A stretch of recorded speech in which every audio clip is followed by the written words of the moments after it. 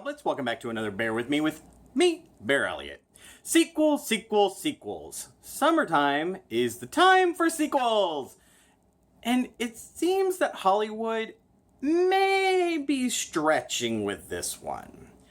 Independence Day, Resurgence, Resurrection, redundant?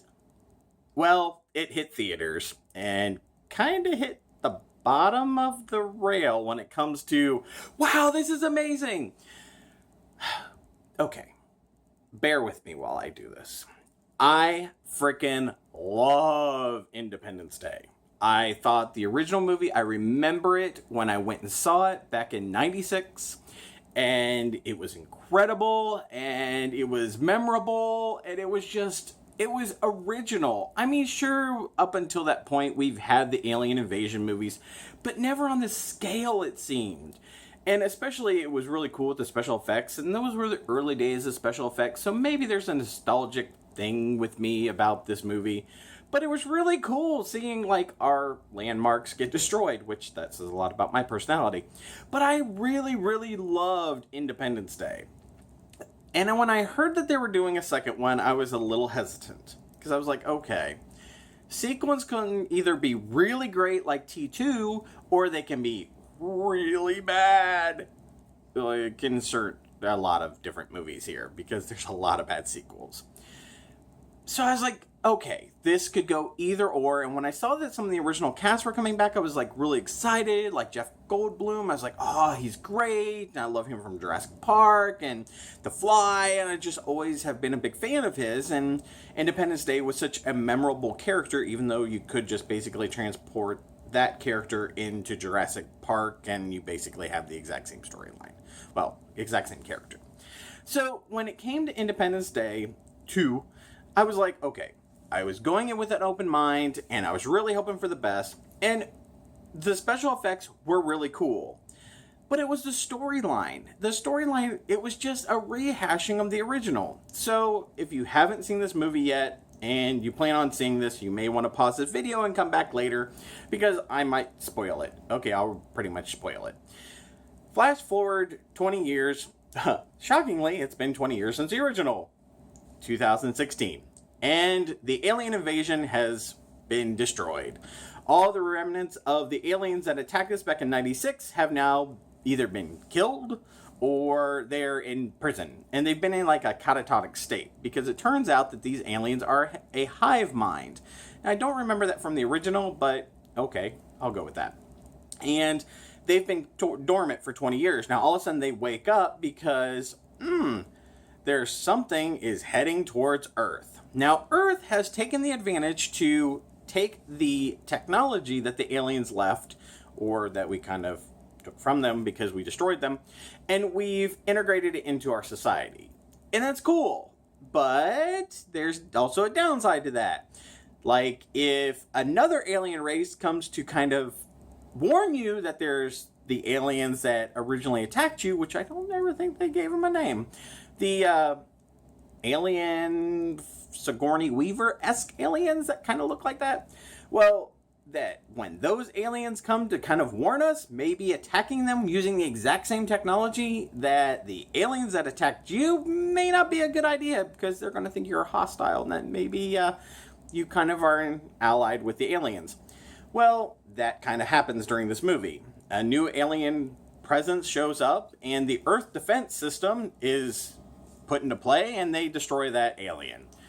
Kinda. Well, yeah. So that also alerts that, hey, to the aliens, that they have our technology, so we kind of know how to use that against their little old Earth. Well, chaos ensues, and in the end, you find out that they're aliens because they're a hive mind, have a queen who happens to look a lot like Cloverfield. So if you took Aliens with Sigourney Weaver, Independence Day, and which is funny because it's Independence Day because the storyline is exactly the same, and integrated, basically any kind of sci-fi movie into this, you have this movie. It was so redundant. There were some humorous spots to it, especially when Jeff Goldblum's character makes a comment about how they really like destroying our monuments. That was funny. But in the end, you have this humongous alien queen running around that's trying to destroy things, and it's just like, they jumped the shark on this one. I was not a fan of Independence Day. Resurgence? I think that's what it is. It's an I say Independence Day redundant. Because I felt like I'd already seen this movie. There was nothing original about it. It was just retelling the original one, just in a slightly different way. So, wait until this one comes out on Netflix, really. I mean, don't pay money to go see this movie, which is sad because it has so many great actors in it. And it was cool to see the original president come back, and it was really cool to have Data. I can't remember what the actual character's name is on that, or if they ever say it. The whacked out doctor with the long hair. It was really cool to have him and his storyline get bumped up, that he's actually a gay character. I was like, LGBT character, yay! I was like, yes! And that was cool because he happens to be in a romantic relationship with the other scientist from the first movie as well, and the other scientist has been taking care of him because he's basically been in a catatonic state also for the last 20 years, and he just jumped right up. Like, there was no problem. I think you'd have a little atrophy in your legs. I'm just guessing here. I'm not a medical physician. But it was really cool to see an LGBT character, and there would be an LGBT moment between those two. And so, yeah, that was pretty cool. I really liked that part. And there was some kind of sexual tension between all the youngins and Liam Neeson. No, that's not. Liam... the guy from Hunger Games. Not Liam Neeson. That's completely different. Liam, the other guy. Thor's brother. He's in it, and there's like this sexual tension, I swear, between him and Will Smith's son, not in real life, but in the movie world. There's some kind of weird sexual tension there. I was like, ooh, are they going to do it? I guess that was me wishful thinking that the movie was going to get better. So overall, in regards to Independence Day 2, what do I give this? Out of my 5-paw rating, this is like a 2. Special effects were great. I thought those were amazing. Storyline was a repeat of the first. So it's like, okay, storyline. But it was just boring. I found myself just really getting bored in this movie and wishing it was over. Kind of like you wish this vlog was. So that has been my review of Independence Day. And just go out and see something else. Go see Captain America. I think it's still out in the theaters. That was amazing. Civil War. Okay, so until next time, have yourself a great day. Bye, Cublet!